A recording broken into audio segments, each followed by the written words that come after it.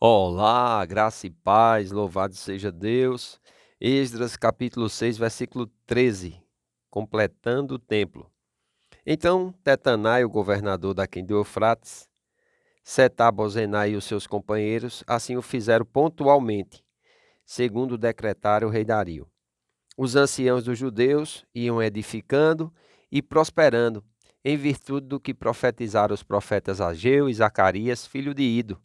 Edificaram a casa e a terminaram segundo o mandado do Deus de Israel e segundo o decreto de Ciro, de Dario e de Artaxerxes, rei da Pérsia. Acabou-se essa casa no terceiro dia do mês de Adar, no sexto ano do reinado do rei Dario. Os filhos de Israel, os sacerdotes, os levitas e o restante dos exilados celebraram com regozijo a dedicação desta casa de Deus. Para a dedicação desta casa de Deus, ofereceram 100 novilhos, 200 carneiros, 400 cordeiros e 12 cabritos, para a oferta pelo pecado de todo Israel, segundo o número das tribos de Israel. Estabeleceram os sacerdotes os seus turnos e os levitas as suas divisões para o serviço de Deus em Jerusalém, segundo está escrito no livro de Moisés. Os que vieram do cativeiro celebraram a Páscoa no dia 14 do primeiro mês, porque os sacerdotes e os levitas se tinham purificado, como se fosse um só homem, e todos estavam limpos. Mataram o cordeiro da Páscoa para todos os que vieram do cativeiro, para os sacerdotes, seus irmãos e para si mesmos. Assim, comeram a Páscoa os filhos de Israel que tinham voltado do exílio, e todos os que, unindo-se a eles, se havia separado da imundícia dos gentios da terra, para buscarem o Senhor, Deus de Israel. Celebraram a festa dos pães asmos por 7 dias, com regozijo, porque o Senhor os tinha alegrado, mudando o coração do rei da Assíria a favor deles, para lhe fortalecer as mãos na obra da casa de Deus, o Deus de Israel. Então aqui nós vemos que mesmo em meio às oposições, mesmo em meio às dificuldades, eles conseguiram completar a obra que Deus tinha confiado a eles. Amém? Então nós vemos aqui um monte de pessoas envolvidas, um monte de dons, de ofícios, porque a obra de Deus não é feita por um homem sozinho. A obra de Deus é feita por cada um que tem dons e talentos, a vocação de Deus, o chamado de Deus, e com determinação, fé e mão no arado, muito trabalho, conseguem completar aquilo que Deus os ordenou a fazer. É claro que vai se levantar muita oposição, como se levantou aqui, mas quando nós estamos firmes no propósito de Deus, quando nós estamos atentos às orientações divinas, debaixo dos homens que Deus coloca sobre a nossa vida para nos orientar, nós vamos vencendo cada oposição, nós vamos vencendo cada dificuldade e prosperando naquilo que Deus designou para nós. Amém? É isso que vai dizendo aqui, olha, versículo 14. Os anciãos dos judeus iam edificando e prosperando em virtude do que profetizaram os profetas Ageu e Zacarias, filho de Ido. Então, a profecia, ela vem para edificar,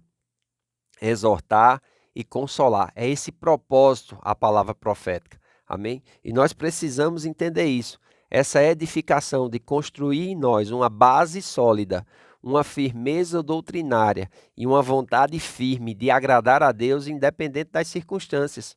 Amém?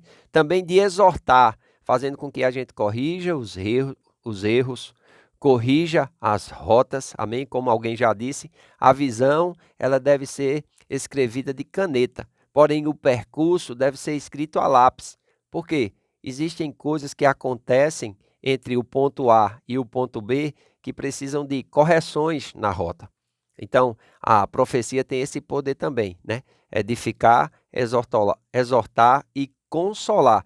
Esse consolo, ele traz algo que é para tirar de nós, né? Aquela situação de muitas vezes nos colocarmos na posição de vítima, vem para consolar também, para que nós possamos receber ânimo, força, vigor e nos levantarmos depois de um erro, depois de uma falha, depois de uma rota que a gente traçou e não deu certo, termos prudência, inteligência para refazer essa rota, para reconstruir esse caminho, mas que aquele erro, que aquele problema não venha nos impedir de prosseguir em conhecer o Senhor, de prosseguir em continuar a fazer aquilo que o Senhor nos chamou para fazer. Amém? Aí diz: edificaram a casa e terminaram segundo o mandado do Deus de Israel e segundo o decreto de Ciro, de Dario e de Artaxerxes, rei da Pérsia. Então nós vemos aqui um tempo, né, bem favorável. Nós vemos aqui o mês de Adar, no 6º ano do reinado de Dario, pode ter sido em fevereiro ou março de 515 a.C., mais ou menos 72 anos depois da destruição do Templo de Salomão. Esse mesmo templo chegou até os dias de Jesus, foi aumentado e embelezado por Herodes, o Grande, e destruído por Roma em 70 depois de Cristo. Amém? Então nós vamos ver aqui que nesse período haverá muitas coisas. E quando nós vemos aqui Artaxerxes, esse é aquele, né, de quem é falado no livro de Esther. Amém? Então é muito importante nós também darmos uma paradinha agora, ir lá no livro de Esther e poder ler um pouco, conhecer um pouco a respeito daquela história, amém? Onde o Senhor levantou aqueles judeus para fazer com que os planos do inimigo fossem destruídos, né? Então é muito interessante esse conteúdo. O livro de Esther é um estudo da sobrevivência do povo de Deus em meio à hostilidade. Amã, o homem mais importante depois do rei, desejava a aniquilação dos judeus. Ele manipula o rei para que execute os judeus. Esther é introduzida em cena e Deus faz uso dela para salvar seu povo. Amã é enforcado e Mordecai, líder dos judeus no Império Persa, se torna o primeiro-ministro. Então, é muito interessante nós observarmos esse livro. Um aspecto peculiar no livro de Esther é que o nome de Deus não é mencionado. No entanto, vestígios de Deus e de seus caminhos transparecem claramente em todo o livro, especialmente na vida de Esther e de Mordecai. Da perspectiva humana, Esther e Mordecai foram as duas pessoas do povo menos indicadas para desempenhar funções importantes na formação da nação. Ele era um judeu benjamita exilado. Ela era a prima órfã de Mordecai, adotada por este.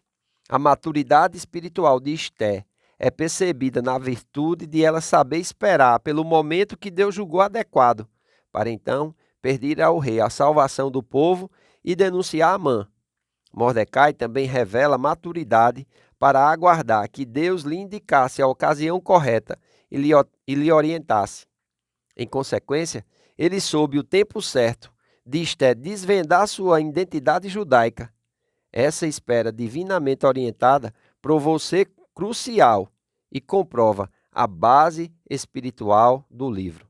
Finalmente, tanto Esther quanto Mordecai temiam a Deus, não a seres humanos, independente das consequências. Mordecai recusou-se a prestar honras a Amã. Esther arriscou a sua vida por amor do seu povo, quando foi ao rei sem ter sido convidada. A missão de Esther e Mordecai sempre foi salvar a vida que o inimigo planejava destruir. Como resultado, conduziram a nação à liberdade. Foram honrados pelo rei e receberam autoridade, privilégios e responsabilidades. Olha, Deus ele deseja nos dar essas coisas: autoridade, privilégios e responsabilidades. Mas para isso nós precisamos ser constantes, né? Nós vemos aqui que os filhos de Israel, eles celebraram a Páscoa na dedicação do templo e foram oferecidos muitos holocaustos. Faz aqui, né, foi oferecido no versículo 17, 100 novilhos, 200 carneiros, 400 cordeiros e 12 cabritos pela oferta do pecado. E Deus se agradou disso. Amém? E nós vemos aqui algo interessante nesse livro. É agora no capítulo 7 que Artaxerxes vai enviar Esdras a Jerusalém. Ou seja, do capítulo 1 até o capítulo 6, Esdras narra tudo sem estar presente. Amém? Agora não. Agora ele vai ser enviado com um segundo grupo de judeus e nós vamos ver a reforma espiritual que ele vai fazer. Amém? Espero que você esteja gostando dos vídeos, aprendendo, entendendo O objetivo é que os vídeos sejam básicos, amém? Para que uma pessoa que nunca teve contato com a Bíblia, ela possa entender esse contexto histórico. Com isso, nós alocamos os livros poéticos e proféticos dentro desse contexto histórico, para que as pessoas possam ter um entendimento. Se você não é inscrito no canal, se inscreva, curta, comente, compartilhe. Fazendo assim, você nos ajuda a levar o Evangelho a mais pessoas. Faço votos por tua prosperidade e saúde, assim como tua alma prospera. Que Deus te abençoe e até amanhã.